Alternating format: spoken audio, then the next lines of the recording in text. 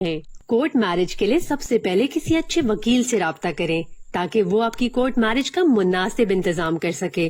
Court marriage کے لیے صرف شناختی کارڈ کی کاپی لے کر تشریف لائیں۔ اگر شناختی کارڈ کی کاپی موجود نہیں ہے تو پھر بے فارم یا برتھ سرٹیفکیٹ یا پھر میٹرک کی سند ساتھ لائیں۔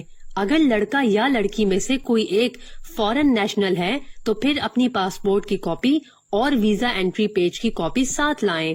سب سے پہلے وکیل کے آفس میں آپ کا نکاح عدالتی نکاح خواہ کے ذریعے کروایا جائے گا اور ایک رجسٹرڈ نکاح رجسٹرار آپ کا نکاح رجسٹرڈ کروائے گا۔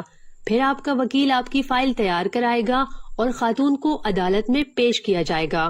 خاتون جج کے سامنے اپنا بیان ریکارڈ کرائے گی کہ اس نے اپنی مرضی سے شادی کی ہے اور اس پر کوئی دباؤ نہیں تھا۔